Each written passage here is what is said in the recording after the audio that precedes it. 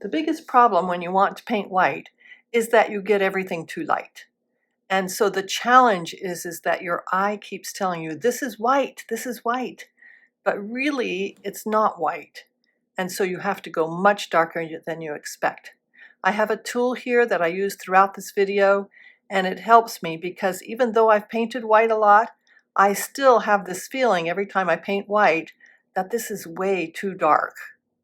But you'll see in the end the magic that happens that brings it all together. To make this tool, all you do is cut out 2 to 2.5 inch squares and then punch a hole in the middle. It's that simple. A couple hints, I do use scraps of watercolor paper or a cheaper watercolor paper that's the same color as my watercolor paper.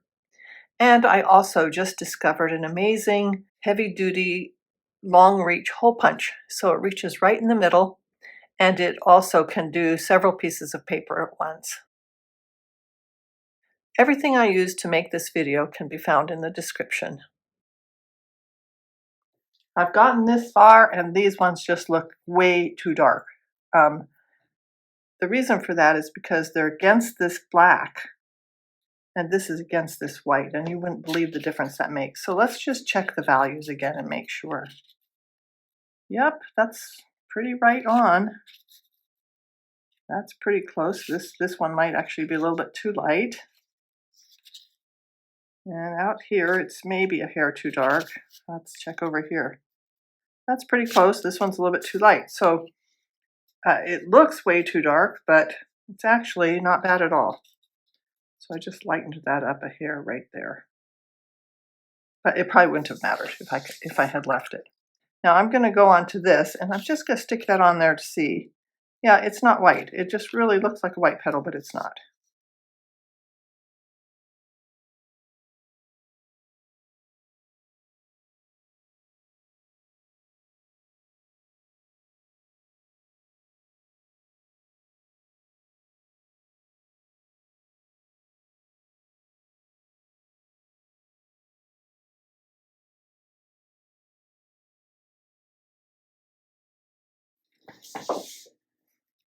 So I've finished this area. It all looks a little bit too dark still, but I lost a little bit right here. And so I'm going to try my new brushes. These are called silver scrubber brushes, and they're actually called stencil brushes, silver scrubber stencil brushes. Some people call them eradicator brushes. And I'm going to lift a little bit right here against this petal to get back my edges, to get back this sharper edge. And then this petal, of course, is not dark enough, so I'll work on that too. Lifting or eradicating or scrubbing, whatever you want to call it, is a very handy tool to use. So one of the things we don't want to do is lose our light. Okay, let's see how we're doing there. Not too bad. These aren't quite dark enough yet, so I'm going to go back in and put a little bit of just darker in there. I've decided to protect some of the white areas with a little bit of Frisket. And I'm using the Incredible White Mask Liquid Frisket. And I always water it down a little bit if I want a very, very fine area. So I'm going to just water some down in my lid here, just a little bit. I don't need very much for this project. I also use the Master's Brush Cleaner to protect my brush. So I get my brush wet and I rub it on there, and I get a good amount on there and roll it in it. This is not an expensive brush though. I don't use expensive brushes for putting on Frisket. And there's a few places here that I really want to hold their light.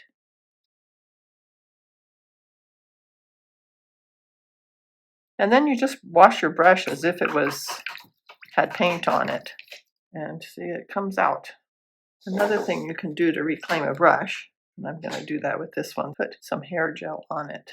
Now this isn't any kind of expensive brush, but if I do want to reclaim an expensive brush, then I am glad to have something that's more natural like this Jason. Now these tools I use them a lot, but I really use them a lot with white flowers, because white flowers, it's very hard to tell if you're getting it dark enough, because it just looks way too dark. This looks way too dark. And it's not, but I only know that because I've checked it. My eye would not be able to do that.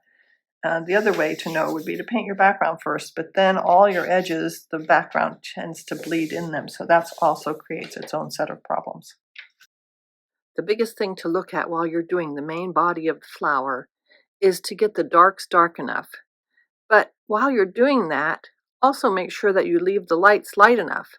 If you want it to look really white, there do have to be some lighter spots. They're just not usually actually white.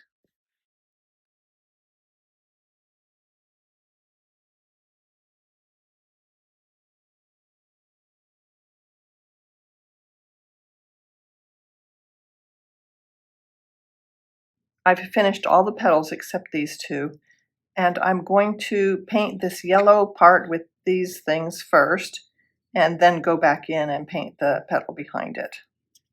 I've cleaned off an area on my palette, or I don't want my yellows on this to be browned down. And I might adjust that if they're too bright, but I want to start with real yellow. There's a little bit of gray in it, so I'm going to put a little bit of blue and red. If you've enjoyed this video, please hit the like button, share it with a friend, and leave me a comment. I'd love to hear from you.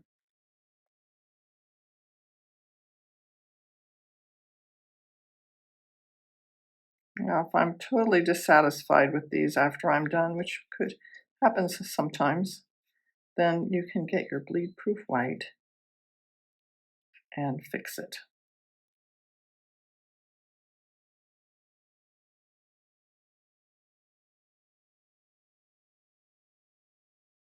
Frisket would have been very helpful for these yellow things to keep them from getting muddied. And if you want to paint this, you might want to try that.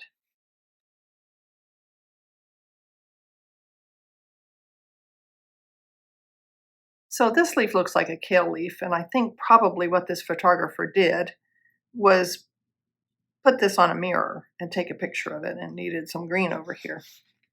But I looked up some other water lilies so that I could get another leaf, and I came up with this, which also has some nicer things around it. This is a long round number 8 Aqua Elite by Princeton. It's a lovely brush.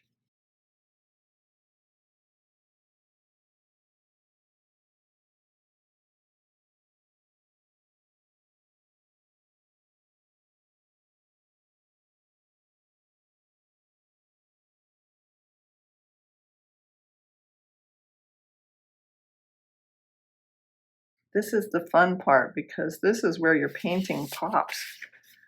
I don't know if any of you have ever painted paintings with white and second guessed yourself on the colors. If you have, put it in the comments below and how you handle that. But I sure have. Almost every time I paint white, I second guess myself because it seems too, my colors seem too dark. So I'm going to soften this edge over here so that I don't have a sharp line when I come back around.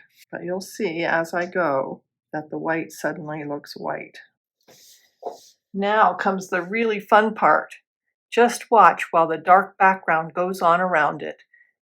And fairly quickly, the flower goes from being kind of drab and way too dark looking to a beautiful white flower. It's one of the most amazing fun things about painting white flowers.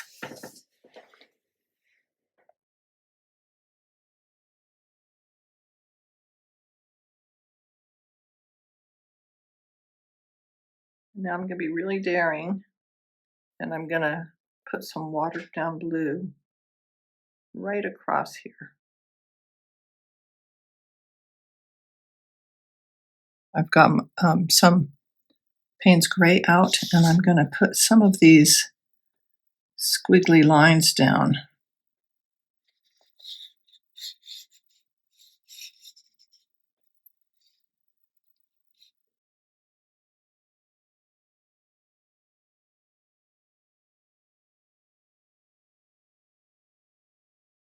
Well, this eraser is just used for removing frisket, and so I'm going to do that now. to watch out if you have any wet spots. You want to do it when it's completely dry. But I feel with my fingers to see if there's any left. Before you use bleed-proof white, you need a clean spot on your palette, which I've done over here, and a very clean brush. And I'm just going to dig some of this out of here. This is dried up a bit, so I'm going to have to work at it. I'll add filtered water to it. And then you can water that down. I'm going to have one wetter puddle and one pastier puddle.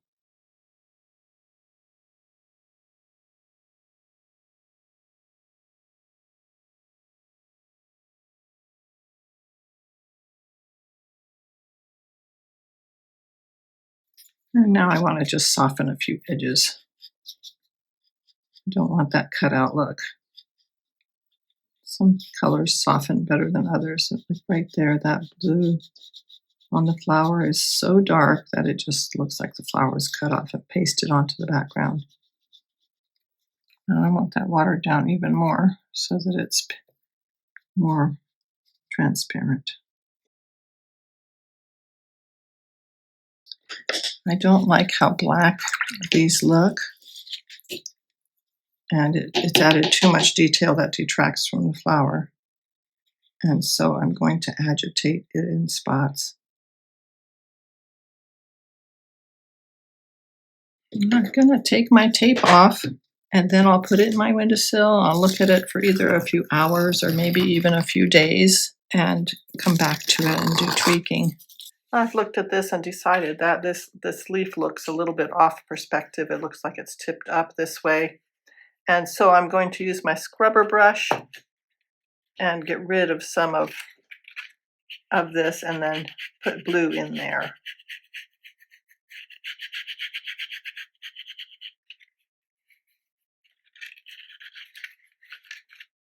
Now this won't all come off, but I'm hoping enough comes off that the blue will overcome it. I'm kind of glad I have some of it left on my palette so I don't have to go through the trouble of remixing. I think I'll also eradicate a little bit of this. And I'm going to take some bleed-proof white and try to make some watery looking areas and get this a little bit of a curved look so that this inside area looks flatter. And I see that none of them are so smooth as this. So let's add some irregularity to it.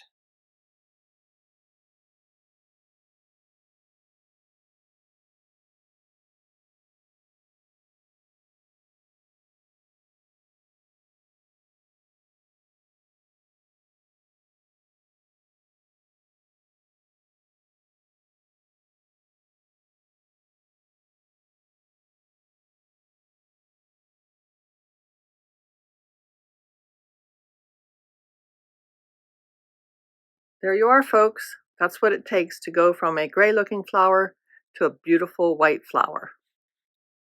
When you first start painting white, it's really easy to look at it and go, oh, that's way too dark. Light. Dark. I know what those things are called most of the time, but whenever I do a video, I can't think of it. Oh my goodness.